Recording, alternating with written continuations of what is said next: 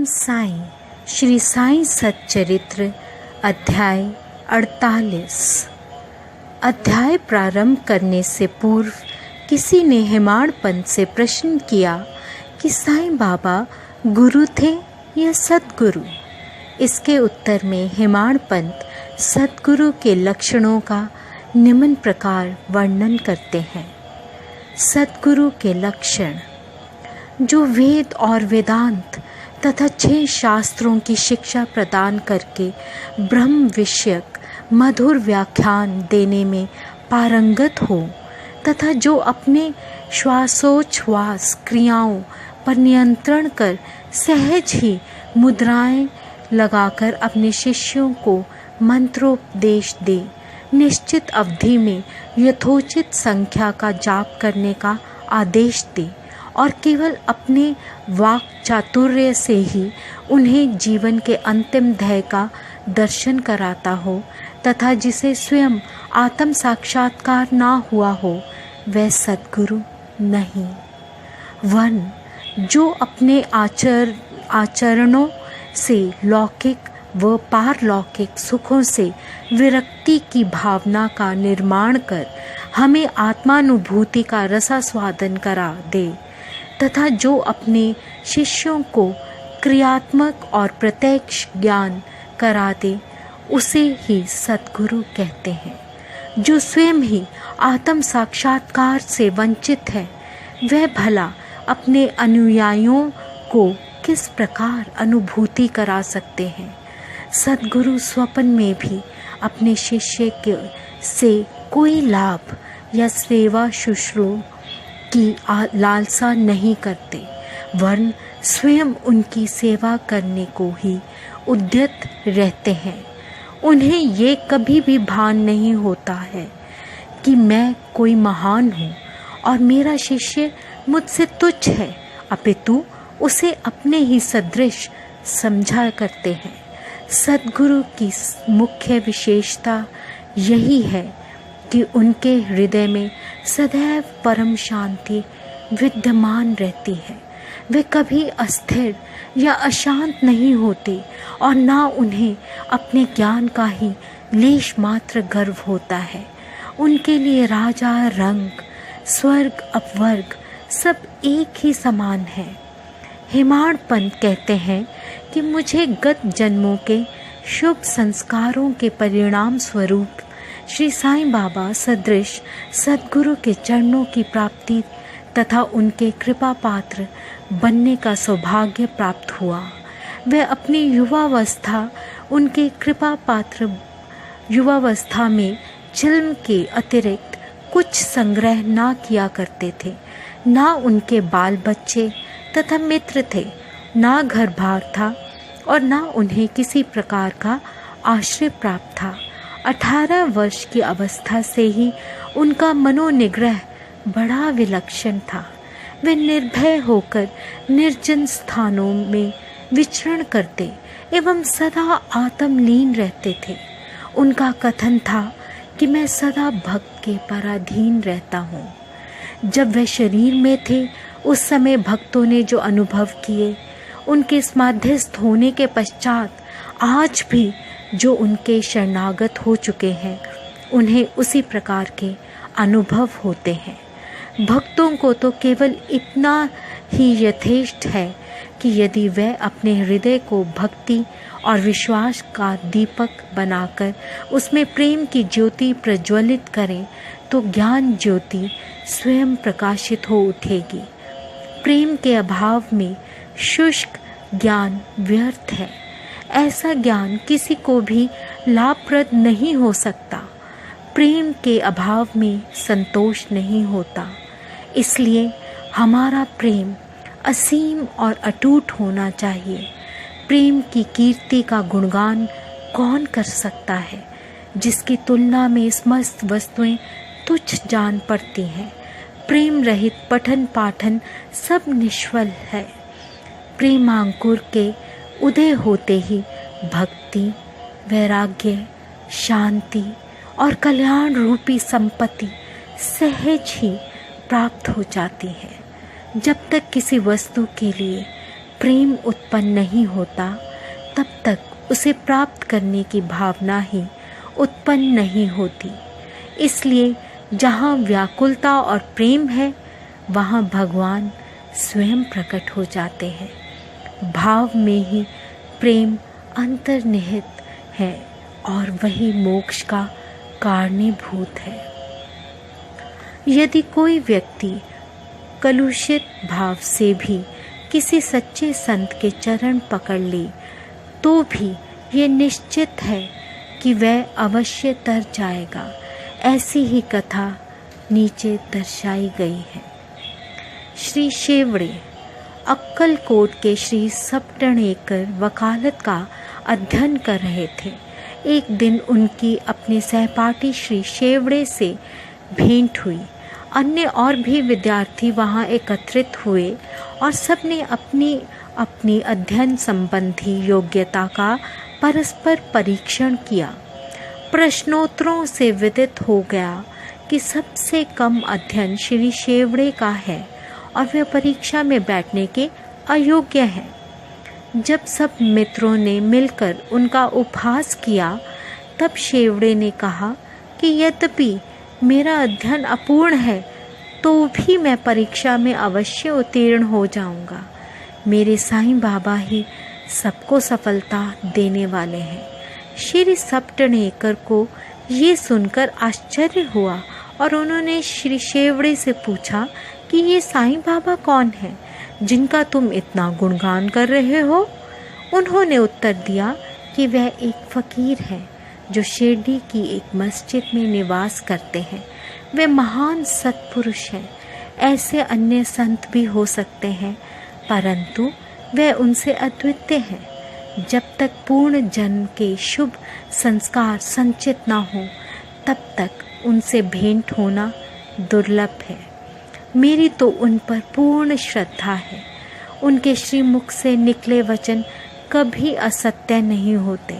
उन्होंने ही मुझे विश्वास दिलाया है कि मैं अगले वर्ष परीक्षा में अवश्य उत्तीर्ण हो जाऊंगा। मेरा भी अटल विश्वास है कि मैं उनकी कृपा से परीक्षा में अवश्य ही सफलता पाऊंगा। श्री सप्तनेकर को अपने मित्र के ऐसे विश्वास पर हंसी आ गई और साथ ही श्री साईं बाबा की भी उन्होंने उपहास किया।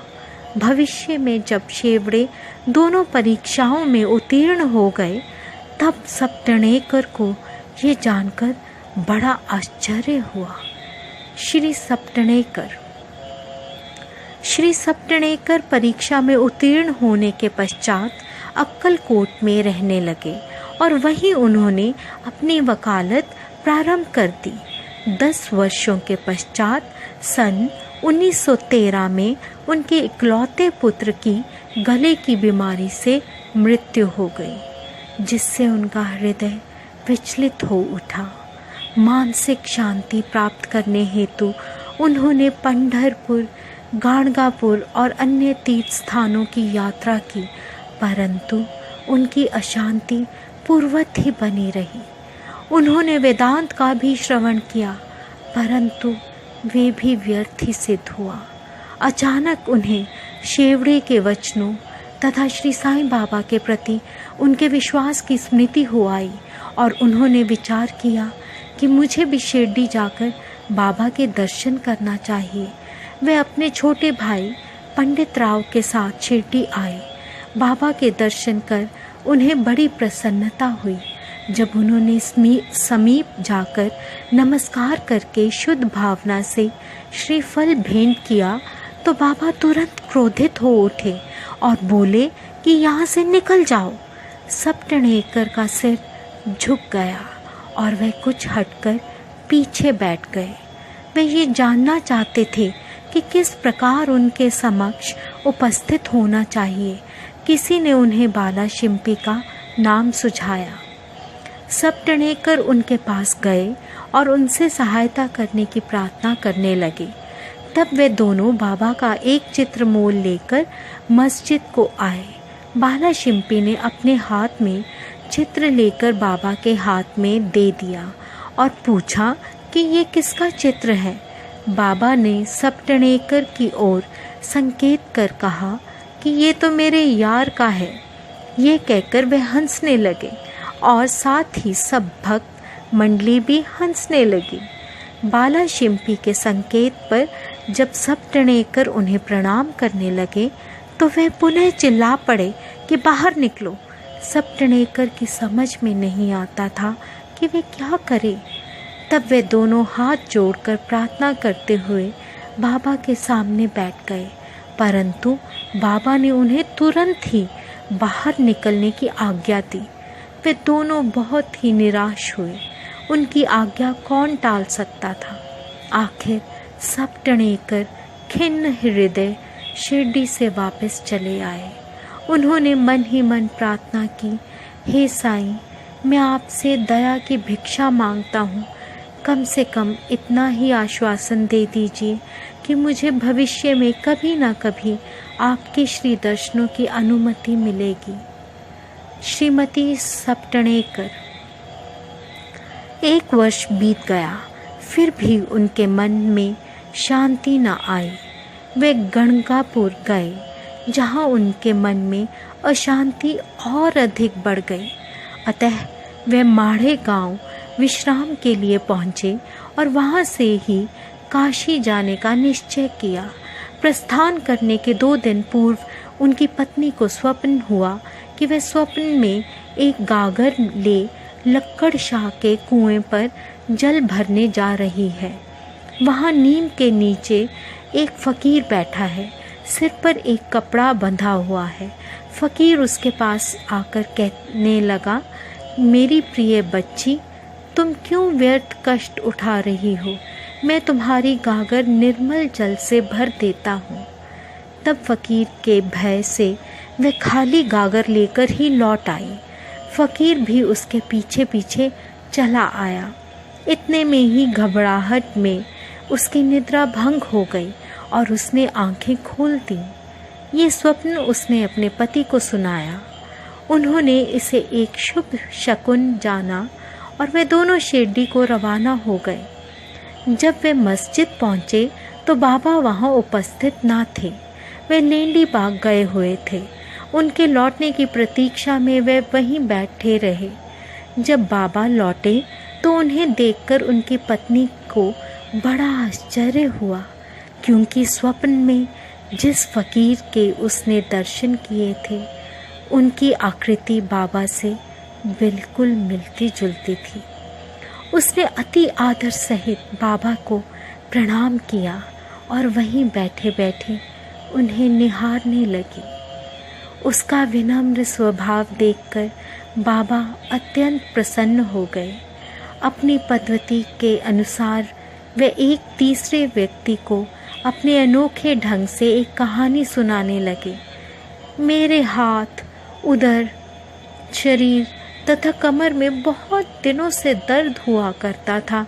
मैंने अनेक उपचार किए, परंतु मुझे कोई लाभ न पहुंचा। मैं औषधियों से ऊब उठा, क्योंकि मुझे उनसे कोई लाभ न हो रहा था। परंतु अब मुझे बड़ा अचंभा हो रहा है कि मेरी समस्त पीड़ाएं एकदम ही जाती रहीं। यद्यपि किसी का नाम नहीं लिया गया था, परंतु ये चर्चा स्वयं श्रीमती सब टणेकर की थी। उनकी पीड़ा, जैसा बाबा ने अभी कहा, सर्वथा मिट गई और वे अत्यंत प्रसन्न हो गई। संतति दान। तब श्री सब टणेकर दर्शन के लिए आगे बढ़े, परंतु उनका पूर्वक वचनों से ही स्वागत हुआ कि बाहर निकल जाओ। इस बार वे बहुत धैर्य और नम्रता धारण करके आए थे। उन्होंने कहा कि पिछले कर्मों के कारण ही बाबा मुझसे अप्रसन्न हैं और उन्होंने अपना चरित्र सुधारने का और बाबा से एकांत में भेंट करके अपने पिछले कर्मों की क्षमा मांगने का निश्चय किया। उन्होंने वैसा ही किया भी, और अब जब उन्होंने अपना मस्तक उनके श्री चरणों पर रखा तो बाबा ने उन्हें आशीर्वाद दिया। अभी सब टणेकर उनके चरण दबाते हुए बैठे ही थे कि इतने में एक गढ़ेरिन आई और बाबा की कमर दबाने लगे। तब वे सदैव की भांति एक बनिए की कहानी सुनाने लगे। जब उन्होंने उसके जीवन के अनेकों परिवर्तन तथा उसके इकलौते पुत्र की मृत्यु का हाल सुनाया तो सप्तनेकर को अत्यंत आश्चर्य हुआ कि जो कथा वे सुना रहे थे वह तो मेरी ही है। उन्हें बड़ा अचंभा हुआ कि उनको मेरे जीवन की प्रत्येक बात का पता कैसे चल गया। अब उन्हें विदित हो गया कि बाबा अंतर्यामी है और सबके हृदय का पूरा पूरा रहस्य जानते हैं। ये विचार उनके मन में आया ही था कि गढ़ेरिन से वार्तालाप चालू रखते हुए बाबा सप्तनेकर की ओर संकेत कर कहने लगे कि ये भला आदमी मुझ पर दोषारोपण करता है कि मैंने ही इसके पुत्र को मार डाला है। क्या मैं लोगों के बच्चों के प्राण हरण करता हूँ? फिर ये महाशय मस्जिद में आकर अब क्यों चीख पुकार मचाते हैं? अब मैं एक काम करूँगा, अब मैं उसी बालक को फिर से इनकी पत्नी के गर्भ में ला दूँगा। ऐसा कहकर बाबा ने अपना वरद हस्त सप्तनेकर के सिर पर रखा और उसे सांत्वना देते हुए कहा, ये चरण अधिक पुरातन तथा पवित्र हैं। जब तुम चिंता से मुक्त होकर मुझ पर पूरा विश्वास करोगे तभी तुम्हें अपने ध्येय की प्राप्ति हो जाएगी। सप्तनेकर का हृदय गदगद हो उठा। तब अश्रुधारा से उनके चरण धोकर वे अपने निवास स्थान पर लौट आए और फिर पूजन की तैयारी कर नैवेद्य आदि लेकर वे सप्तनिक मस्जिद में आए। वे इसी प्रकार नित्य नैवेद्य चढ़ाते और बाबा से प्रसाद ग्रहण करते रहे। मस्जिद में अपार भीड़ होते हुए भी वे वहां जाकर उन्हें बार बार नमस्कार करते थे। एक दूसरे से सिर टकराते देखकर बाबा ने उनसे कहा कि प्रेम तथा श्रद्धा द्वारा किया हुआ एक नमस्कार ही मुझे पर्याप्त है। उसी रात्रि को उन्हें चावड़ी का उत्सव देखने का भी सौभाग्य प्राप्त हुआ और उन्हें बाबा ने पांडुरंग के रूप में दर्शन दिए। जब वे दूसरे दिन वहां से प्रस्थान करने लगे तो उन्होंने विचार किया कि पहले दक्षिणा में बाबा को 1 रुपया दूंगा। यदि उन्होंने और मांगे तो अस्वीकार करने के बजाय 1 रुपया और भेंट में चढ़ा दूंगा।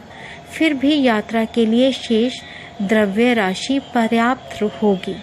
जब उन्होंने मस्जिद जाकर बाबा को 1 रुपया दक्षिणा दी तो बाबा ने भी उनकी इच्छा जानकर 1 रुपया उनसे और मांगा। जब सप्तनेकर ने उसे सहर्ष दे दिया तो बाबा ने भी उन्हें आशीर्वाद देकर कहा कि ये श्रीफल ले जाओ और इसे अपनी पत्नी की गोद में रखकर निश्चिंत होकर घर जाओ। उन्होंने वैसा ही किया और 1 वर्ष के पश्चात ही उन्हें एक पुत्र प्राप्त हुआ।